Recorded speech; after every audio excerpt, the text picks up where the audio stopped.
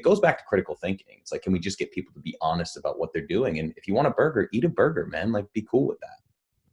Well, and when it comes to like something like In-N-Out Burger, I just what I'm thinking about is, what can I do in this moment that's not going to, in my opinion, have a negative impact with the information that I have? What can I do that's not going to have a negative impact on my metabolism? I call it insulting your metabolism. And so I don't want to eat a bunch of carbohydrates. So I'll just get what's called a Flying Dutchman from In-N-Out Burger. And all that is a double with no bun. And I don't get any vegetables or anything with it. Sometimes I'll eat one of them. Sometimes I'll eat four of them. Normally, it's a side thing to give me a little bit of a filler to kind of get me to my next meal.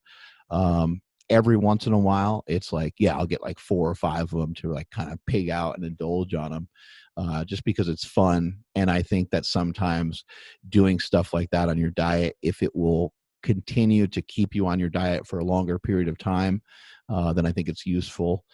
People ask about like protein bars and protein shakes. Hey, look, if you like the taste of it and you think it's going to help with the longevity of you staying on a particular plan, then absolutely, I say go for it. It could be, you could find it to be helpful. Maybe it's not the most ideal thing. Maybe it's not your normal exact thing that's on your diet, but it's kind of this thing that falls in maybe this kind of gray area. But I think when you're thinking about your nutrition, you have to try to think about like, what are things that I can do that at least it's not a step backwards, and that's the way I would view like getting fast food. I've even done like a fast food diet for like a week just to kind of show people like, and people have showed this kind of stuff before, but I got super lean off of it. Stuff. Yeah, I got super lean off of it, and I wasn't eating fast food burgers with the bun and stuff. I was just eating literally the burgers, and it was just once a day, and I kind of had my normal diet going along with it. But it made the carnivore diet easy because the food like that weird bullshit cheese that they have like In-N-Out Burger. I recognize again that that's not the most optimal thing. One thing that I do think needs to be researched more that we don't know enough about is, and obviously the farming comes into question massively when it comes to these kind of shitty meats. But, you hear people always pumping like quality meats. And as much as I would love to agree with that, I still don't think there's enough like real world information showing that has to be the way to go. I am a proponent of it. I do eat grass fed. I do try to eat organic, but I also eat, other types of meat, very, very often. I just try to, do it whenever I can, really, because I like the message of it. I like the overall idea of it. But I've talked to so many people, and they're like, "Hey, I just think better is better." But they really, I haven't really seen like hard proof that salami or pastrami or prosciutto or any of those things are like, all that nasty. But there's more and more information coming out all the time.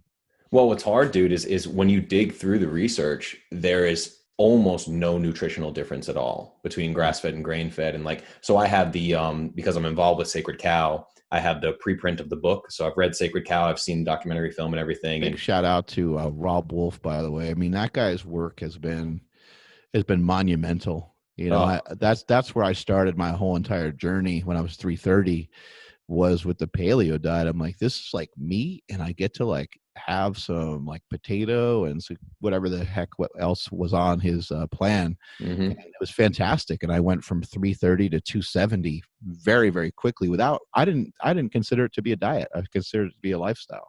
Yeah, that's how you gotta look at it too. And dude, he's just like, when I first met him, I'd like messaged him on Instagram or something like years ago, and went to Paleo FX and just like showed up in my gi and was like, "Do you want to roll jujitsu with me?" And he was like, "Yes."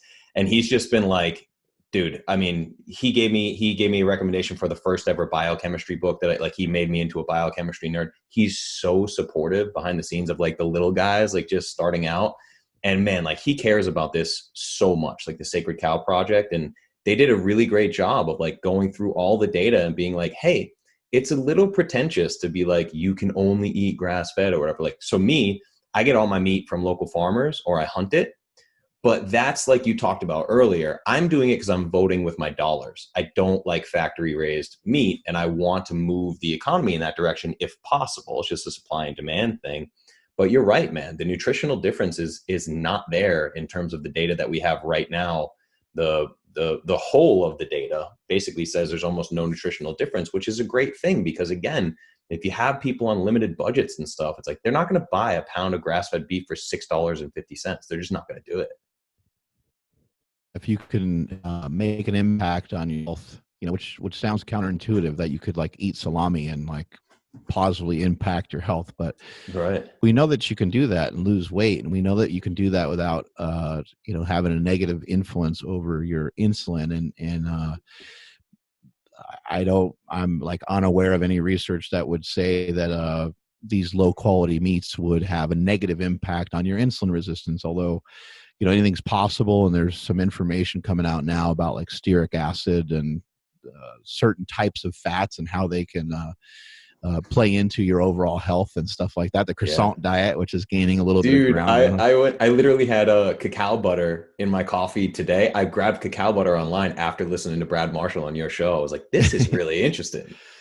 Yeah, he very well he's onto something. I mean, there's some information surrounding what he's talking about. Mm, How does it play into your day to day, and is the information maybe dangerous to people that are addicted to food? Yeah, yeah. probably.